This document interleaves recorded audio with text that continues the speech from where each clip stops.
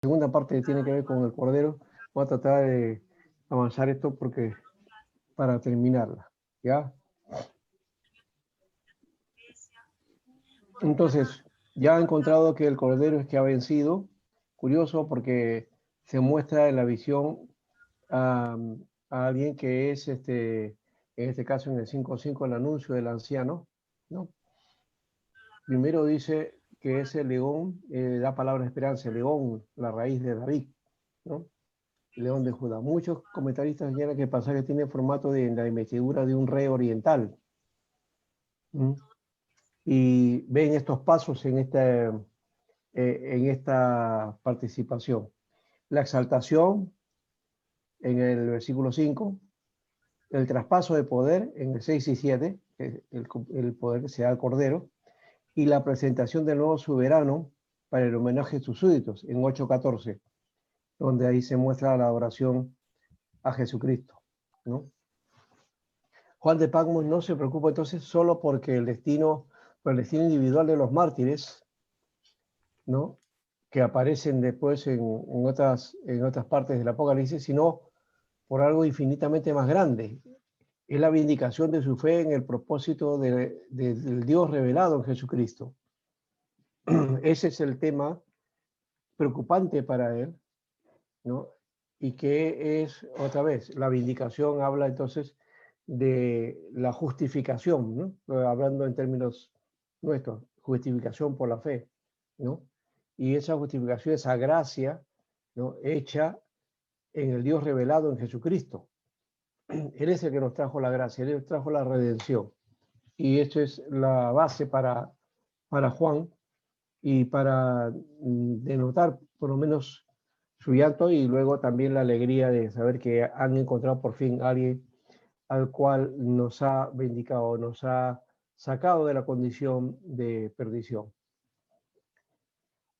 Luego está entonces la visión del Cordero y vamos a mirar aquí dentro de esa visión.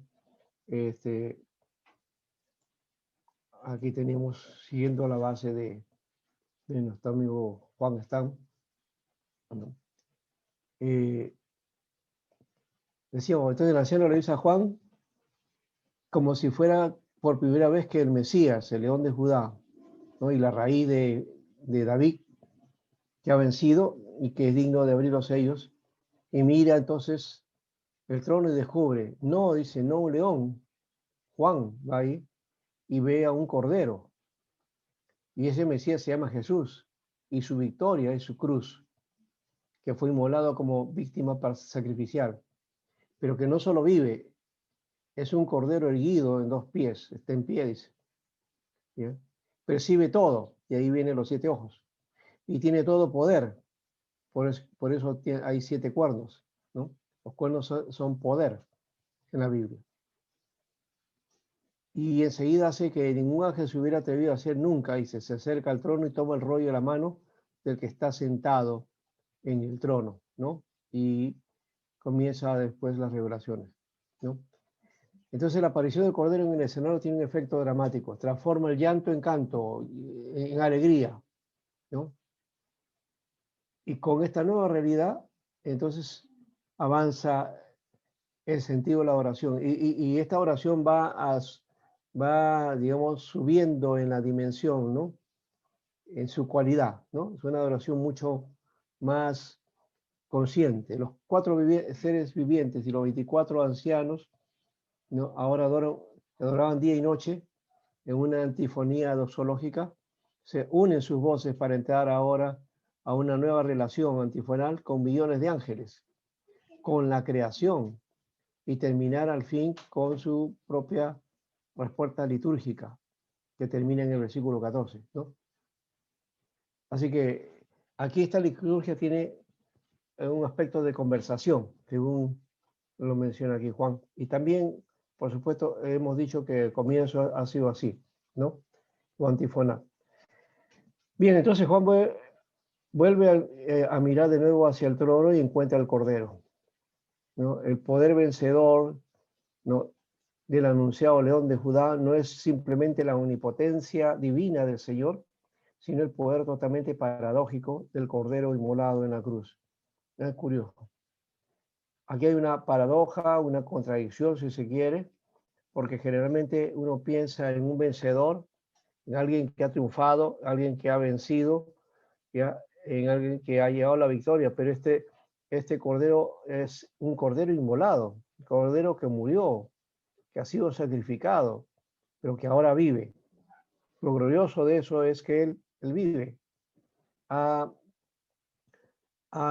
cambiado esa figura, ¿no?, de muerte por vida. Y ahí está su victoria. Por medio de la muerte pudo vencer a la muerte y tener victoria y vida, ¿no? Pero fíjense, no es un león, no la representación, sí dice, es el león de Judá, sí. Un león es una majestuoso, autoridad, potencia, pero un cordero es un animal sumiso, pequeño, ¿no? Sencillo, ¿no? Hasta diríamos torpe también, ¿no? En un momento. Y esa significación de ese cordero inmolado implica a aquel que la autoridad de Jesús no es tampoco, o sea, una figura déspota, sino que es de esa figura sencilla, ¿no?, que ha dado finalmente la victoria. Ese cordero entonces transforma el llanto en canto. Los seres vivientes y los 24 ancianos se postran ante el cordero, cantan un cántico nuevo.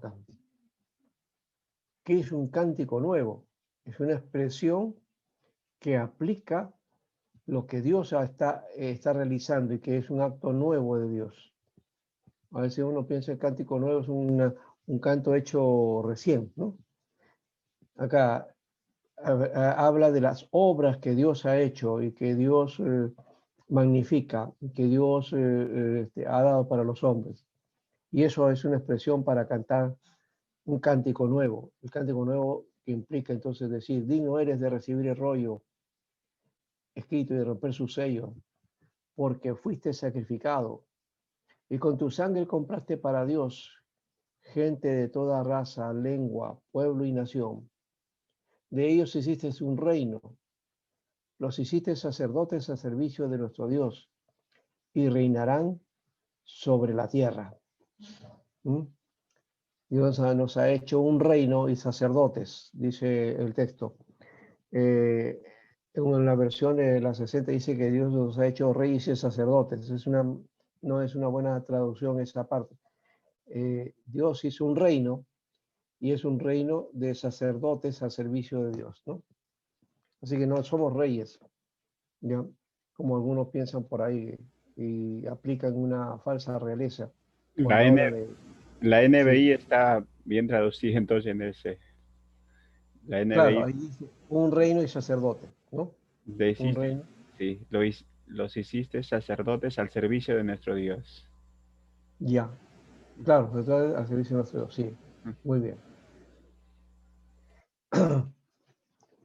Luego se escucha la voz de muchos ángeles que estaban alrededor del trono, cantaban con todas sus fuerzas. Versículo 12. Digno es el Cordero que ha sido sacrificado de recibir el poder, la riqueza y la sabiduría, la fortaleza y la honra, la gloria y la alabanza. ¿Mm? Entonces, digno es el Cordero que ha sido sacrificado. O sea, se magnifica su sacrificio, ¿no? Y por ese sacrificio recibe poder, riqueza, sabiduría, fortaleza y honra, y la gloria y la alabanza por ese gran sacrificio que ha realizado. Es porque Él se atrevió a hacer eso. Entonces, esto no es, entonces, no se atrevió, sino simplemente fue como un cordero, ¿no? Como un cordero, dice, en silencio. Y como un cordero entregó su vida, ¿no? Pero esa simpleza del cordero, de dar la vida, de no, de no alterarse, no reclamar por la vida, sino darla a sí mismo, ya, hace que entonces él pueda recibir el poder, porque ese sacrificio lo lleva a la vida, porque resucita, ¿no? Es un cordero, dice, como inmolado. Aquí hay una diferencia, porque uno puede decir, no, es un cordero que está sacrificado. Un cordero sacrificado, ¿qué significaría? Que está muerto, pues. Pero acá dice que es un cordero que ha sido sacrificado. Estuvo muerto, pero Él vive, ¿no? Y por eso todo lo creado canta también. Todos los creados cantaban también, versículo 13, al que está sentado en el trono y al Cordero, sean la alabanza y la honra, la gloria y el poder por los siglos de los siglos. Aquí vemos entonces que se une este culto, ¿no? Y la adoración. La primera parte al que estaba sentado en el trono y ahora al Cordero. Se une ambos y se hace una sola adoración, ¿no? Y los cuatro seres vivientes también hacen entonces una, una respuesta, ¿no? Esa parte antifonal. Amén. Amén, dice. Y los 24 ancianos se postran y adoran. Así termina el versículo 14.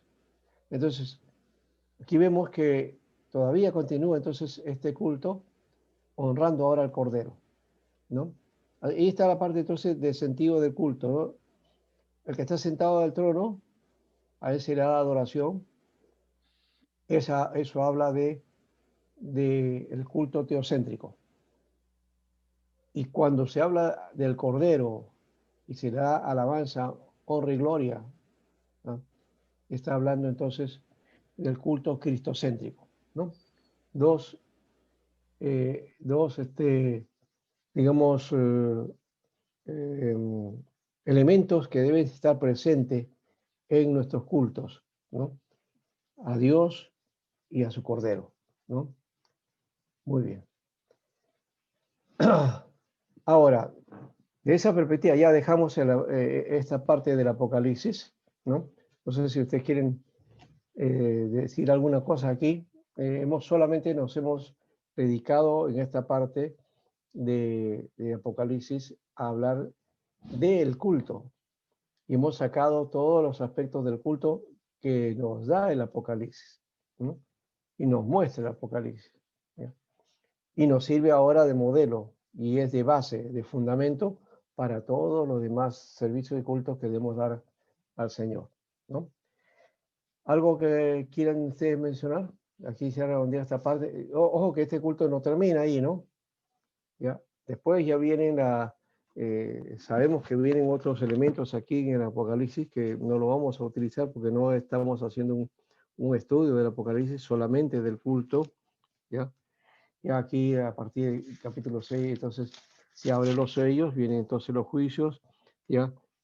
Vienen también las trompetas y los ángeles y todas aquellas cosas que van a darse mientras se está adorando en el cielo, ¿no?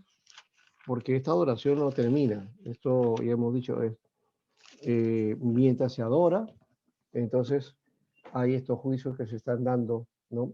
De una manera, digamos, ya definitiva para el mundo, ¿no?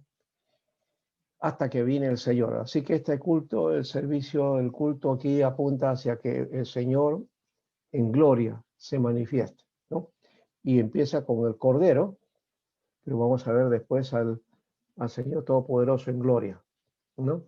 Entonces la figura cambia, ya no es un corderito, ¿no? Sino aquel que murió pero que ahora vive y que tiene toda la victoria, ¿no? Bien, no hay ninguna participación, seguimos entonces. Seguimos. Bien, esa parte solamente hemos hablado del culto en el cielo. Ahora vamos a hablar del cumplimiento de la oración celestial profética. El Apocalipsis entonces nos muestra la adoración celestial al estilo de Isaías 6, otro que vio el trono alto y sublime, ¿no? También. Y es muy parecido esto, también Isaías estuvo en culto, ¿no? Ese es un culto en el cielo. Así que, bueno, no solamente Juan entonces, sino Isaías también. La adoración es inherente entonces al seguidor de Cristo, por lo que todos estamos incluidos en el culto celestial. Cuando hablamos de esto, hay que tener cuidado de no ver solamente que es un culto que Juan ahí en la visión vio ahí en el cielo. No, ahí están representados todos nosotros, estamos representados todos en ese culto celestial. Es la iglesia, los redimidos, porque habla de eso, ¿no? Los has redimido. Es un culto de oración celestial profética, no porque al final de los tiempos se celebrará en la eternidad. O sea, no es que al final va a haber eso, sino porque el culto celeste es el modelo de culto que debemos realizar. Y esta es la respuesta de Juan, a José, ¿no? Juan, presente en el cielo, fue testigo de esta adoración que es continua.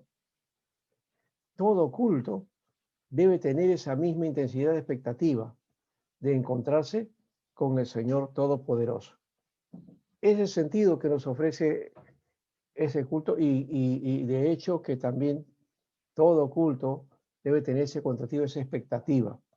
Nunca debe ser por obligación, porque tengo que hacer, ay, estoy aburrido y otra vez el culto, hoy otra vez ir a la iglesia, hoy que si es eso, algo está pasando que no es lo correcto. O es que no están ofreciendo un culto adecuado, o es que nosotros no estamos en la actitud de adorar al Señor, una de dos, ¿no? O de repente son las dos cosas, no sé. La adoración entonces implica el reconocimiento de quién está en el trono, reconocer a Dios que es digno de toda oración y alabanza. Y también la adoración es la recordación de su obra salvífica, ¿no? Es el culto a Dios creador y redentor. Lo hemos dicho ya también, eso hemos hecho énfasis y seguiremos haciéndolo. Todo culto debe mostrar esa perspectiva. El centro de la adoración es a Jesús, quien ha recibido todo poder, gloria y honor por su obra, ¿no? Un primer momento, sí, el que está sentado en el trono, pero luego pasa hacia el segundo momento. Así que el protagonista principal al final de todo es Jesucristo en gloria. Así que el culto cristiano es centrado en Cristo. Es el Cordero que quita el pecado del mundo, ¿no? En esa dimensión hay que recordarlo siempre. Por eso que nuestros cultos hacen recordación de su muerte, su sacrificio, pero también de su resurrección y de su vida y de que pronto viene. Esos son elementos que deben estar presentes siempre en todo culto. Cualquier tema que estemos tocando, de paso, cualquier tema que se dé o como mensaje, no, sino que debe estar presente esos elementos porque es parte de la recordación continua que debemos tener, ¿no? Delante del trono de Dios. Así se ve en el culto que ve Juan y así también debe ser en el nuestro, tomando en cuenta la obra que Dios ha hecho. Lo tercero es que la iglesia ha manifestado, la iglesia viene a ser la manifestación de la comunidad de adoradores. Recuerda que la iglesia es un ministerio de adoradores, ¿no? Por un lado, la iglesia es un misterio, porque es quiénes son parte de la iglesia y qué es la iglesia. Muchas veces lo confundimos con la denominación o la organización. Cada organización, cada denominación representa a la iglesia, pero no es la iglesia en totalidad. Y por otro lado, también como es un misterio la iglesia no se ha manifestado totalmente, eso se manifestará en gloria cuando se manifieste el Señor. Entonces ahí veremos todo lo que están dentro de esa iglesia. Ahí no es el reclamo, no, yo fui presbiteriano, no, yo fui pentecostal, no, yo fui de la alianza, yo fui bautista, yo fui metodista. No interesa eso ahí. Eso interesa para los efectos de esta temporalidad, posiblemente para la practicidad que le damos a a este asunto dentro del trabajo de las iglesias. Así lo trabajamos ahora. Quizás en un momento cambiará esa figura, no lo sabemos, pero lo cierto es que esa es la forma que utilizamos. Pero esa no es garantía para integrar la iglesia final, la iglesia esa que es el ministerio de adoradores, esa iglesia redimida por Jesucristo, ¿no? Ese es el pueblo inconmensurable. ¿Por qué? Porque es grande, es un pueblo grande, quizás está incontable, como le dijo el Señor a Abraham, ¿no? Cuenta las estrellas si puedes contarlas, ¿no? ¿No? Porque tendrás la descendencia como la arena del mar. ¿Podemos cantar la arena del mar? Es imposible, ¿no? El pueblo redimido de todos los lugares y todos los tiempos que adora y sirve a su Señor. Esa es la iglesia. Y a esa iglesia que queremos pertenecer, ¿verdad? A esa iglesia debemos estar, en esa iglesia debemos ser. La iglesia que reconoce y sigue a Jesús como el Señor cumple el sentido de la adoración. El culto el culto desde esa perspectiva es el culto adecuado. Así que Jesús, Señor, Salvador, sí, que también es, ya hemos dicho, el sentido soteriológico, pero también implica ser Señor, ¿no? Que Él es el amo y Señor, que es lo que aparece en este reconocimiento del culto de Juan. Nuestros cultos entonces deben mostrar la centralidad, ¿no?, de la adoración, ¿no? Y esa centralidad en la adoración ya, en Cristo, ¿no? Esa centralidad, y hemos también mencionado esa característica, ¿no? Dos características hemos dicho, ¿no? Teocéntrica y cristocéntrica. El culto celeste de Juan de Patmos nos muestra al Cordero entronado por la obra realizada por nosotros. Y ojo, hay que entenderlo bien, o sea, esa obra que Él hizo por nosotros, ¿no? ¿No? Nosotros no hemos hecho ninguna obra, es el Cordero entronado, entronizado en este caso, ¿no?, por la obra que ha hecho o que ha realizado en favor nuestro. Creo que sería mucho mejor, la frase está mejor dicha así, voy a ponerlo en esa dimensión mejor.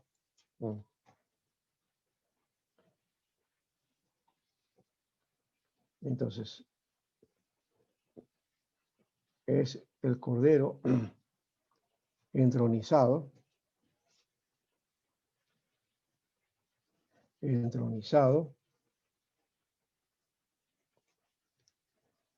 ¿ya?, por la obra realizada a favor nuestro,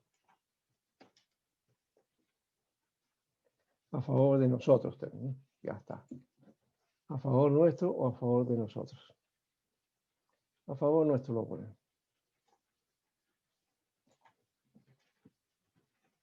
Ya está.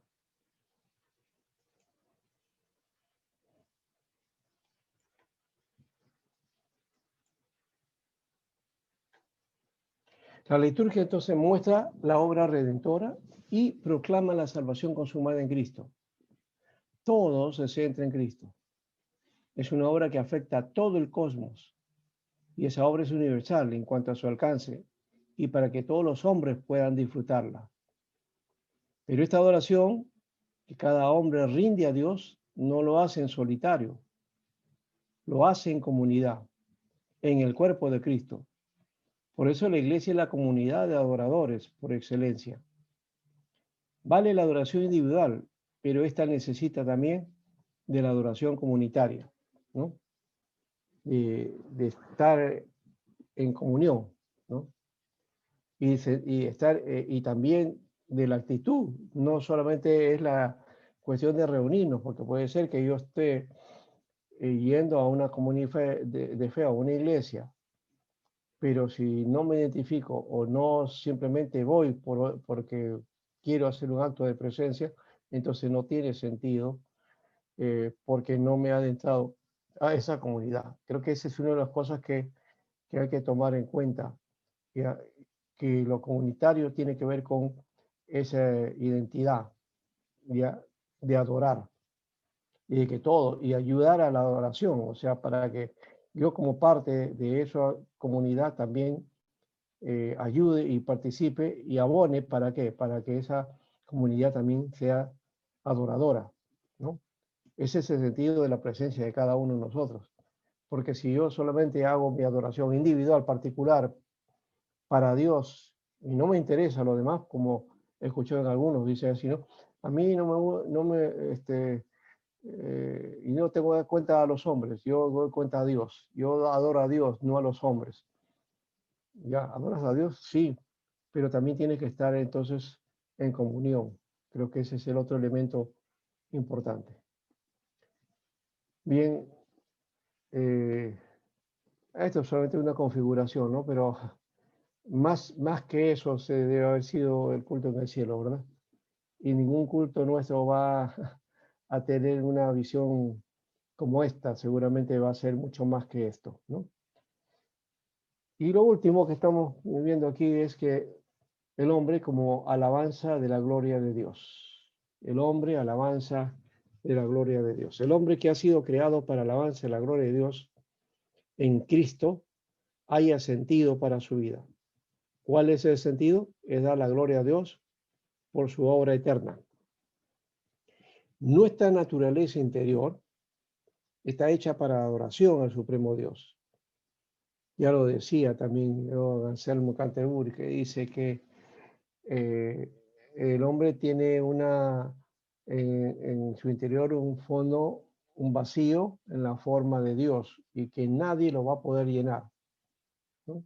Entonces el hombre ha sido hecho para Dios y todo nuestro ser debe alabar a Dios. Ese es el sentido de la existencia. Y para estar en sintonía con la creación que alaba a Dios cada día, porque la creación, a pesar de que está capturada, que está esclavizada al pecado, ¿no? Ha sido capturada de esa manera, no está libre. Por eso dice en Romanos que la creación gime, ¿no? Por la manifestación de los hijos de Dios, ¿no? Para ser liberada, pero aún así adora y está en alabanza a Dios, ¿no? El hombre también tiene que estar en esa sintonía. Al ser humano debe dar, entonces el ser humano debe dar alabanzas conscientemente, ¿ya? Uno piensa que es espiritualmente, en el sentido, porque yo siento, no, eso no es la figura, es ser consciente del acto que estoy haciendo. Es necesario, por tanto, primero reconocer en quién hemos creído, no a quién hemos creído, es en quién hemos creído y no en qué he creído. O sea, no es solamente tu reconocimiento o tu conocimiento o estudio de la doctrina. Puedes saber mucho de doctrina, puedes conocer mucho de teología, puedes saber mucho de Biblia, pero no conocer a quién, de quién habla la escritura, ¿no? Pablo lo decía, yo sé a quién he creído, yo sé en quién he creído, que es el primer reconocimiento en sentido de alabanza, porque muestra a aquel que hizo la obra por nosotros para redimirnos y rescatarnos de la mala manera de vivir para servir al Dios eterno, ¿no? Y como dice Tesalonicenses, ¿no? Para servir al Dios vivo, ¿no? Recuerden esto, ningún error más fatal que pensar que la adoración es un placentero pasatiempo espiritual para el deleite sublime del alma. O sea que no el culto, el servicio, la adoración no debe ser una cuestión de auto placer, auto satisfacción, ¿no? O que mi alma se sublimiza, ¿no? Aún si fuera así y no está la adoración presente ahí, entonces solamente es una cuestión en la que yo me voy a sentir bien y que psicológicamente también voy a expresarlo para mí, para animarme, pero no estoy llegando a la presencia de Dios. No estoy llegando a la oración de vida a su nombre, ¿no? El Apocalipsis por eso nos enseña la asombrosa seriedad, solemnidad y la peligrosidad de la verdadera adoración. La adoración es a un nivel, tiene sus niveles y hay un nivel meramente estético, ¿ya? Es es la parte de lo que se conoce como el agiornamiento. Lo estético es el ayornamiento, ¿no? Voy a ponerlo acá, ¿no? Eso lo voy a agregar. Y este es ojo que es un pensamiento de Soren Kierkegaard, ¿no? Kierkegaard decía este aspecto de la adoración sobre eso que está expresando y que voy a poner acá. Acá sería ayornamiento.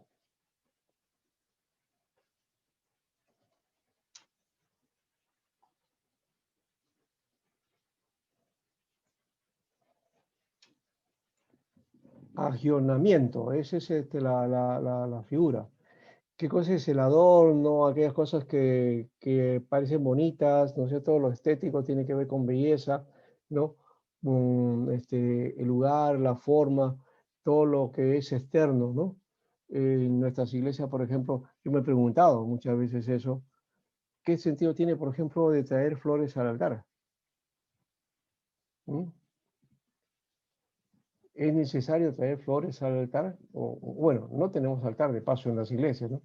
Pero generalmente se adorna la iglesia con, con flores, con coquillitas acá, se le pone para armonía, ¿no? Eso puede ser estético para nosotros, pero no tiene ningún sentido ni simbolismo. ¿Lo han visto ahí en Juan que ha habido algo así o un adorno de ese tipo? Claro que no hay. Hay sí el incienso, ¿no? Para que repita las oraciones, el candelabro, la presencia del Espíritu de Dios, o de repente los truenos y todas esas cosas, pero esa es la parte, digamos, por eso que no lo hemos analizado eso, porque es solamente la parte estética, de alguna manera. Algunas representan cosas sí que son importantes, ¿no? Pero lo que es adornamiento, entonces, ¿cómo lo hacemos?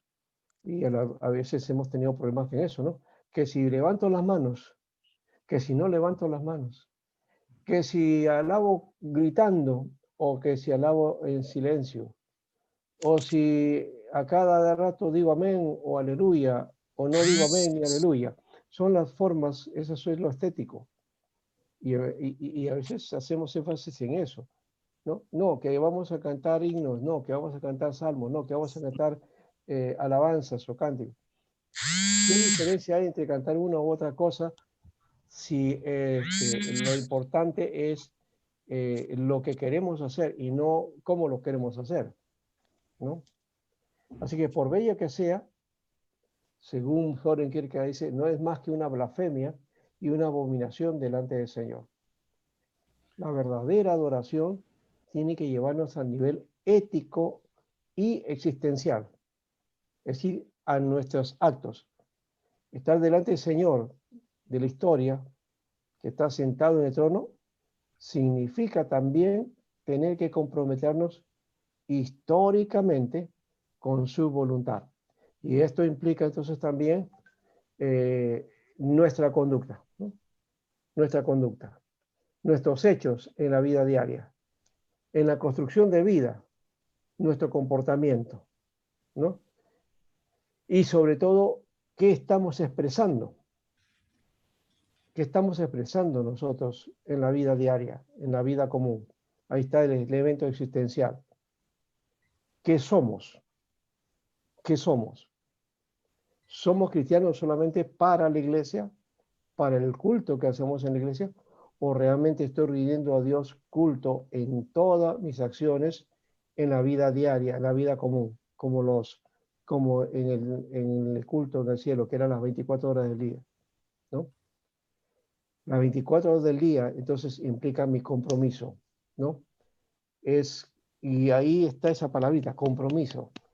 Hoy, lastimosamente, en esta sociedad posmoderna, cuando hablamos de, de compromiso, como que suena como una mala palabra, ¿no? No se quiere compromiso. Joven, cualquier persona de este tiempo dice, no quiere comprometerse, ¿no? Y hay cristianos sin compromiso, ¿no?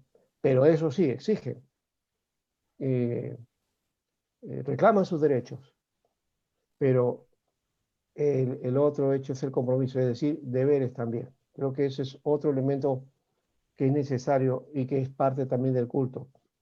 El culto entonces no es solamente un momento de un determinado momento dentro de la iglesia, sino el culto tiene que ver con todos los actos de nuestra vida, en mente, corazón, en alma, en acciones, en palabras, en relaciones con los demás, en relaciones con el prójimo, en relación con la naturaleza y en relación con Dios. Creo que por ahí va el camino de la oración, del sentido que le debemos dar a la oración. Ahora, tomando esto en cuenta, entonces sí, ahora sí podemos trabajar entonces los elementos de un culto y cómo debemos trabajarlo, ¿no? Ya hemos hablado de las clases de culto, la semana pasada estábamos hablando de las diversas formas de culto que hay.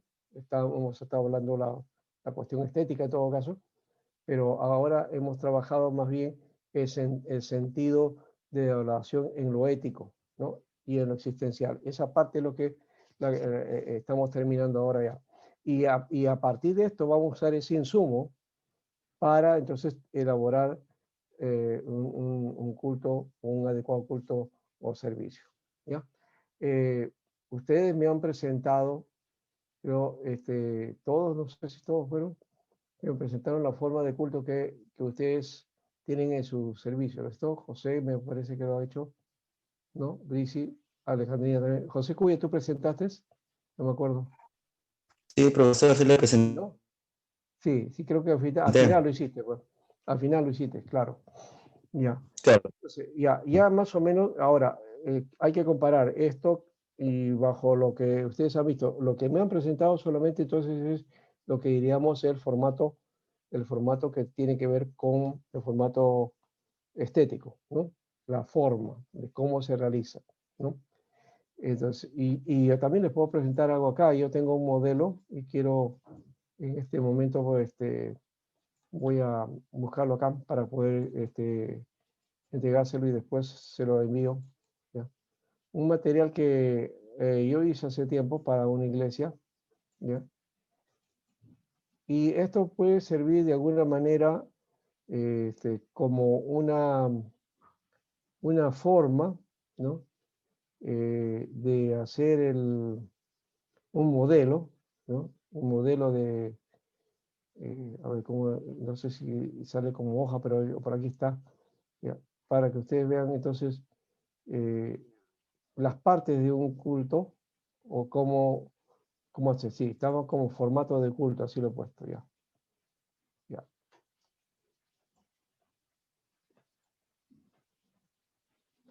Entonces vamos a ver acá. Esto le voy a dar más detalles, pero ahí está.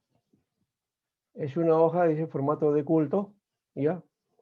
Y aquí está de acuerdo a las horas, ¿no? De domingo, 8, 10, 12, 6 de la tarde, ¿no? En esta iglesia eran 4 cultos, como se dan cuenta, ¿no? Y aquí están algunos detalles. Esta es la parte estética que hemos dicho, ¿no? Claro, en un formato no va a estar esta parte de lo ético y de lo existencial o de lo que viene a ser el sentido y propósito del culto. No está ahí, ¿no? Eso debe estar en el corazón de cada uno de nosotros y debemos enseñar a la iglesia también de ese modelo. Así que aquí está el preludio, ¿no? La música instrumental, o sea, empieza de esa manera. Esto no necesariamente va a estar presente, pero si lo puedo poner, lo pongo, ¿no? Es la bienvenida, la lectura de la Biblia, la oración, o puede ser al revés, la oración y luego la lectura de la Biblia, ¿no? Es una lectura de bienvenida, ¿no? De inicio. Luego la participación congregacional, ya, en lectura antifonal y lectura de la Biblia, ¿no? Luego cantos, aquí entonces está la parte del canto que tiene dos partes, ¿no? Que es la alabanza, ¿no? Y luego la adoración, ¿no? En nuestras iglesias presbiterianas no está de esa manera, está más bien los himnos, ¿no? Los himnos y luego coros, ¿no? Esa es la figura, o también salmos, ¿no? Que es en otro formato, ¿no? Luego está la oración de adoración, una participación especial, aquí se pone como opcional, si hay o no hay. Luego el mensaje, participación especial, si lo hubiera, ¿no? Y luego está los anuncios, cantos y oración final, ¿no? Aquí, como se dan cuenta, los anuncios está dentro de este servicio. Yo siempre he abogado de que no esté. Cuando hice este modelo es porque así se hacía en la iglesia, y entonces lo que hice fue sintetizar, ¿no? Los últimos cánticos, la oración final Y luego el posludio, ¿no? El posludio es, entonces, a la hora ya de la despedida, ¿no? Una melodía que se toca, ¿no? Con los hermanos o los de la alabanza o los instrumentistas, ¿no? Este formato, y yo se lo voy a entregar, le voy a cambiar algunos detalles, le voy a cambiar el nombre de la iglesia, ¿ya? Este lo voy a dejar, algunos detalles los voy a dejar ahí, pero hay que ver que esto no es un corsé, no es digamos, una regla normativa para toda la iglesia, ¿no? Sino que más o menos es algo que se da en las iglesias, ¿no? En mayor o menor medida se da. Este es lo que ya hemos dicho, el ayornamiento o es el formato de lo estético, cómo lo presentamos, ¿no? De qué manera lo presentamos. Y ahí la estética va más para allá, todavía va con el asunto de si que tengo un ministerio de música, si ese ministerio de música tiene instrumentos de calidad, o músicos, ¿no? O gente que conoce de música y que son especialistas, y los cantores también, ¿no? Son cantantes o son cantores o saben de canto, ¿no? Todo ese tipo de cosas sería la parte estética, ¿no?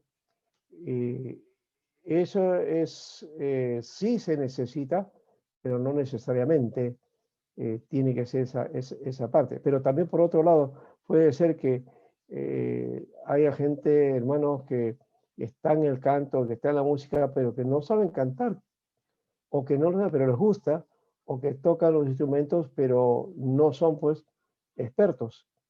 Eso va a sonar mal al oído, ¿cierto? Pero el asunto está en que eso no nos debe distraer para hacer,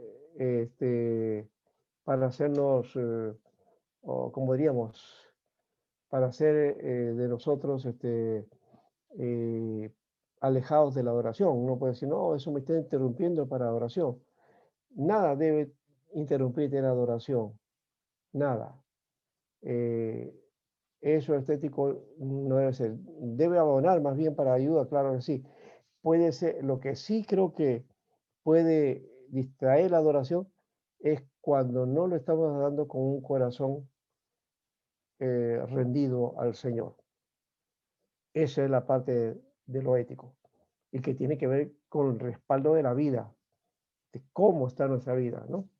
No es que en el culto solamente ahí me rindo, no, mi rendición a Dios tiene que ser todos los días. Desde ahí entonces vengo al culto y entonces ofrezco alabanzas a Dios y creo que Dios va a recibir eso porque la vida, ¿no? Está concordante a ello, a eso que estoy ofreciendo, ¿no? Eso es importante dentro del servicio. ¿Ven? Bueno, entonces, ¿qué les parece esta parte? A ver, ¿qué me dicen ustedes? ¿A uno está por ahí esto?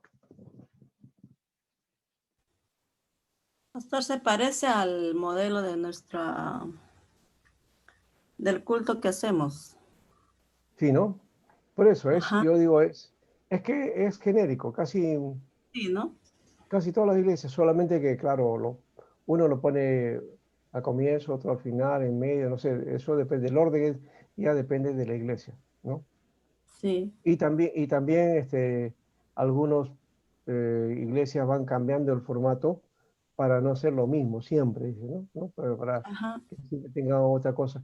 Esa es la parte estética, ya hemos dicho, ¿no? Es para nosotros, para que no nos aburran. Algunos dicen, no, es para que los hermanos no se aburran, ¿no? Ya saben que va a haber, entonces mejor para siempre darle una sorpresa en el culto, ¿no? ¿No? Estoy siempre en esa expectativa, dice. Pero ese es lo nuestro. Lo importante es lo otro, la adoración a Él, al Señor, ¿no? ¿Ya? El centro debe ser el Señor, no nosotros.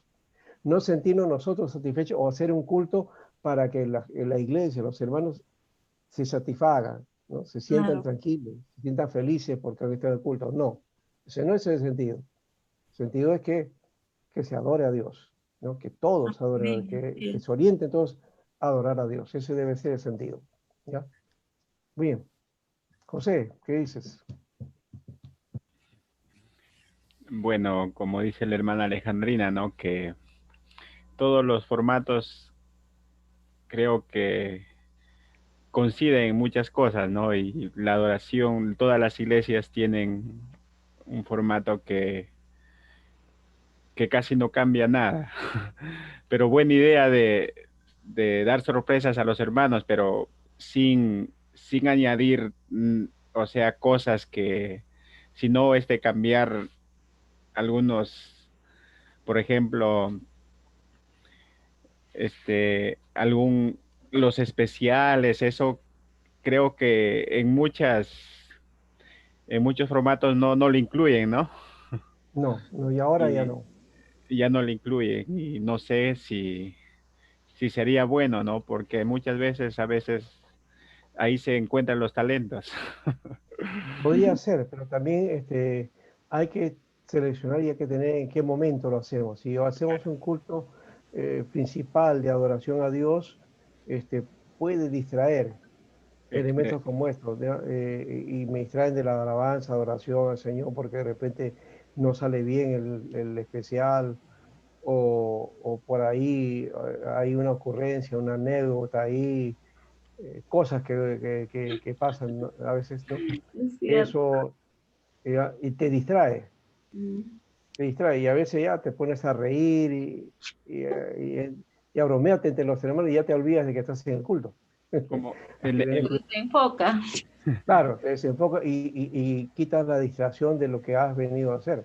¿Ya? en la iglesia, pastor, es- Todo, perdón, los, todo debe abonar al culto a Dios. Todo debe ser eso. claro, ya. ¿Ya?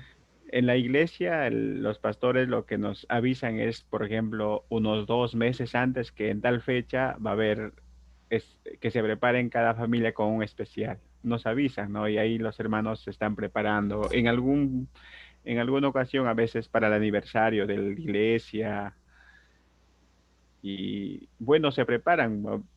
Muy bien los hermanos. Pero debe ser en ocasiones eso, ¿no, pastor? Ah, no, sí, ocasiones puede ser, si hay, eso es una cuestión ya nuestra, ¿no? Por eso hay cultos, hay tipos de cultos, ¿no? ¿No? De celebración. Hay cultos especiales, el culto de participación, el culto evangelístico, el culto de reconciliación. Ya, esa es otra cuestión que en medio del servicio a Dios también hay otras cuestiones que uno puede hacer. Sí, ¿ya? Pero cuando estamos hablando del culto adoración a Dios, el Ujú. culto propiamente, el sentido propio es adoración a Dios. Claro, y recuerdo lo que dijo Andrés, ¿no? Que, por ejemplo, las alabanzas tienen que estar relacionados con el tema, ¿no? Claro, Es también un eso, punto muy eso debe regularlo el pastor o alguien que esté encargado del asunto para que sea lo adecuado para los fines y propósitos del asunto, ¿no? claro. ¿Ya? Entonces se debe saber cuál es el tema o el texto bíblico y entonces aplicarlo en esa condición y elaborar también los cánticos que correspondan a ese mensaje, ¿ya? Quizás, Sí, pastor. es mejor eso, ¿ya? Porque Ujú. si no, pues te estás cantando una cosa que no es. O sea, por ejemplo, vamos a hablar de, qué sé yo, eh, pues hablar del gozo, ¿no? ¿Ya? Y de repente el mensaje te habla del dolor, ¿no? O Claro, del sufrimiento. Entonces no coincide, ¿no? Un cántico de gozo con el sufrimiento, ¿no? O en todo caso, ¿cómo poder hacer? De repente hay cantos ahí de lamentación, de tristeza, o puedes poner, ¿no? Tú, Señor, has cambiado mi llanto en gozo. Puede ser también, ahí ya hay un elemento, pero cuando no existe eso, no está bien, ¿no? Entonces claro. estás hablando digamos, de la libertad que el Señor te ha dado, ¿no es cierto? En Cristo, y tú estás hablando, y por ahí comienzas a cantar cantos, ya, digamos, qué sé yo, ¿no? Hablando contra Satanás, ¿no? O reprendiendo a Satanás. ¿Qué tiene Claro, que no, ver eso, no? ¿Qué tiene que sí. ver eso con el tema, ¿no? Entonces, eso existe, eso hay, ¿eh? Se da en las iglesias, lastimosamente eso se da y no se concuerda, ¿no? Pero a algunos les gusta, dicen, no, qué bonitos están los cánticos.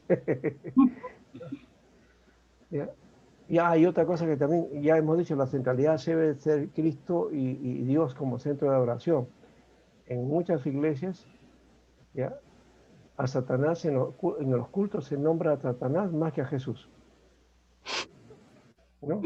Claro, Está eso. reprendiendo al diablo a cada 5 minutos. Y el diablo estará alegrísimo, ¿no? Claro, y entonces, ¿cómo? Es un culto para Dios, pero estás hablando de Satanás, Claro. ¿no? El diablo. No, no puede ser tampoco eso, ¿no? Tiene que ver entonces un adecuado servicio. La alabanza es a Dios, al Señor.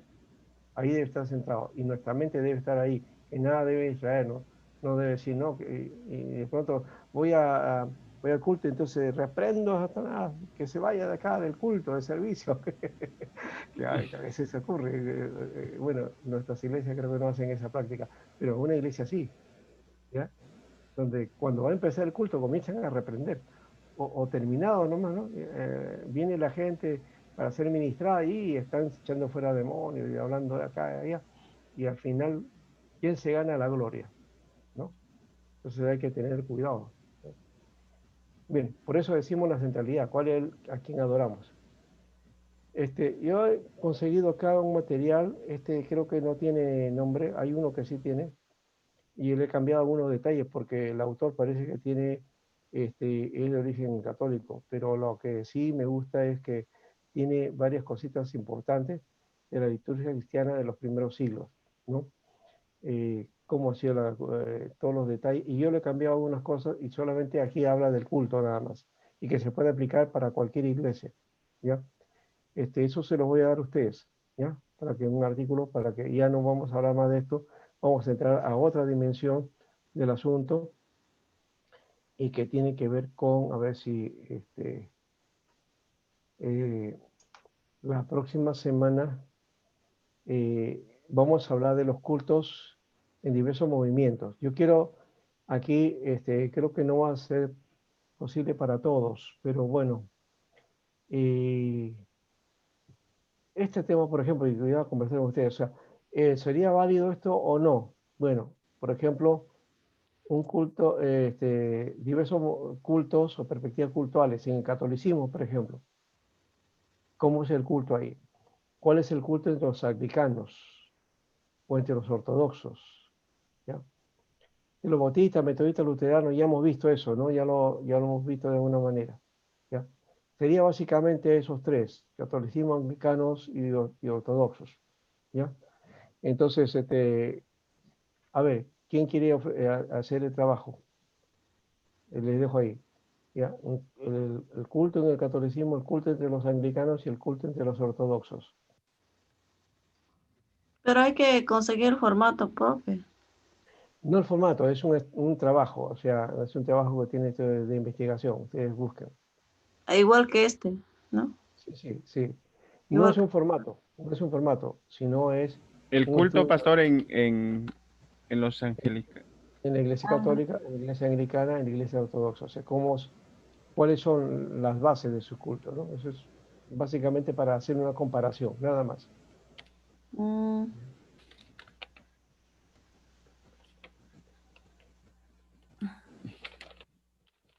Ya, Y pastor. eso lo presentan para la próxima semana, lo presentan.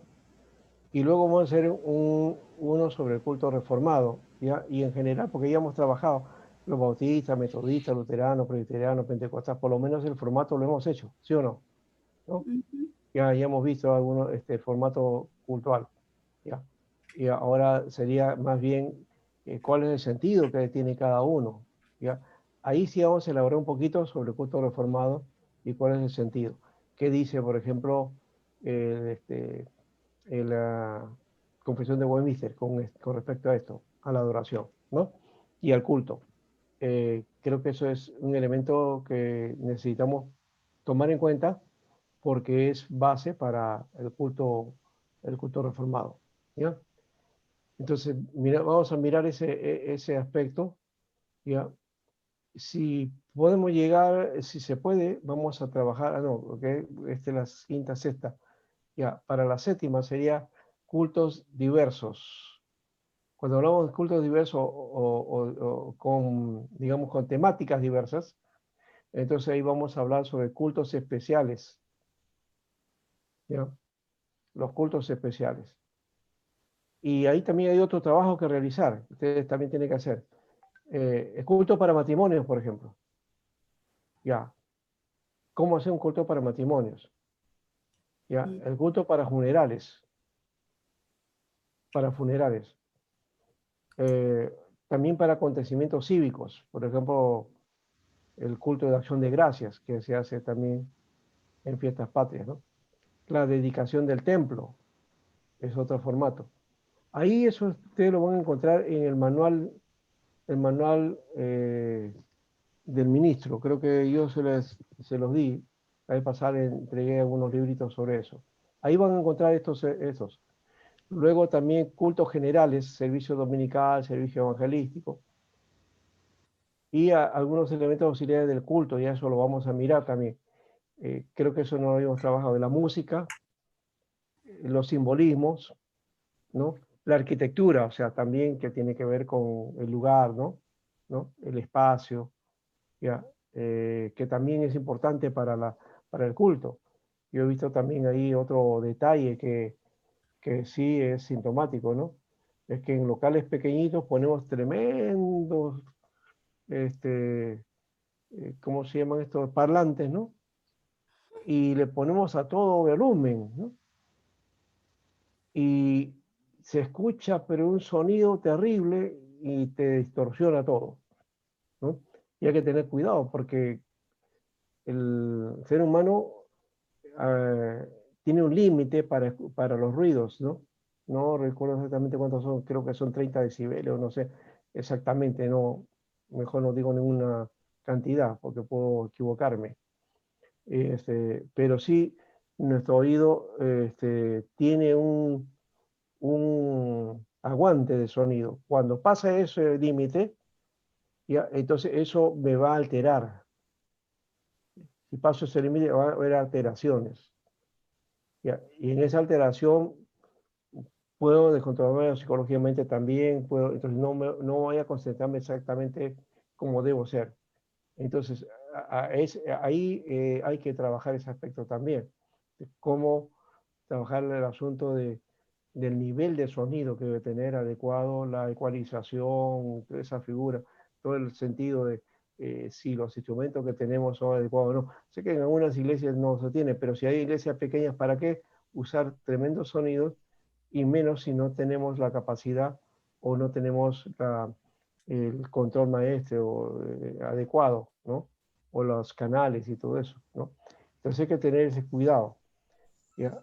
Y los símbolos que de todas maneras están presentes en el servicio. Cada iglesia tiene su formato de ese aspecto, ¿ya? Y lo último va a ser el calendario litúrgico también, plan litúrgico, fiestas a celebrar y fiestas litúrgicas que realizar. Todo eso sería entonces nuestro trabajo, ¿no? Entonces ya hemos dicho cómo en la eh, exposición de trabajo sobre diversos cultos, eso es lo que estamos poniendo acá, ¿no? Luego de la investigación de culto reformado, eso, y elaborar documentos de trabajo de ceremonias y diversos cultos, ¿no? Fíjense ahí en su material, ahí está, ahí dice ese aspecto, que los trabajos que ustedes deben de realizar, ¿ya? Y nada más, Ya, pastor. ¿ya? Eso está Muchas en el gracias. sílabus. El sílabus está indicando todo el detalle. Yo estoy siguiendo casi al pie de la letra todo lo del sílabus. Estamos siguiendo todo el formato así. Ya estamos en la quinta semana y ahí vamos dándole para ir redondeando la idea y esperamos que por lo menos esto sirva de como incentivo para ustedes, para sus iglesias y no sé, de repente puedan ustedes hacer la sugerencia respectiva si tienen la oportunidad, ¿no? Para poner esto como una, no como exigencia, sino como una sugerencia, ¿ya? Para poder mejorar entonces los servicios que tenemos, ¿ya? Sí, pastor. Eh, la tradición, ya, las costumbres que tenemos, eso ya es particular de cada iglesia. Ahí sí no nos metemos, porque eso es ya particular y es parte de la propia identidad de cada iglesia, ¿no? Ahí no nos metemos. Si se canta en guainito, o si se canta con rock, o con rock lento, o con baladas, o qué sé yo, ¿no? Si usan a Marco Witt, o si usan a Danilo Montero, o si usan a, qué sé yo, Miel, ¿cómo se llama? Miel, Miel San Marcos. San Marcos, ¿no es cierto? En fin, ya. Ya eso es otro detalle, ¿no? Muy bien. ¿Alguna pregunta? Vamos cerrando. Yo creo que está claro. Vamos Espero a... estar cumpliendo con el propósito, ¿no? Porque me he emprendido en trabajar esto y tratando de darle el perfil hasta el final, ¿no? Y poder entonces tener la expectativa final de haber llevado un culto que nos permita entonces plantear en los espacios que tenemos de influencia en todo caso, ¿no? Estoy pensando, ya se me fue José Cuya, ¿no? José Cuya trabaja con los jóvenes. Ahí puede él elaborar entonces un elemento de culto, ¿no? Que sea adaptable para ellos, por ejemplo, ¿no? Entonces, esto le puede servir de alguna manera, ¿no? Y José también, porque creo que tú diriges los cultos también, entonces fue, no, Joel era, ¿no? Joel era el que trabajaba con eso. ¿Sí? Ujú.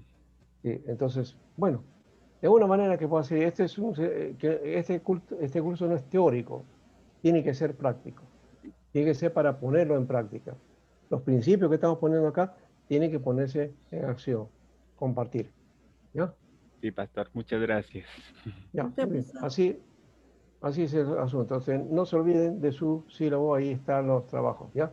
Para Ya. poder entonces presentarlos, no se olviden de eso, ¿ya? Ya, pastor. Vamos cerrando entonces ahora sí, ¿ya? Ya, pastor. Y nos vemos hasta la próxima Chao. semana. Próxima. Ujú.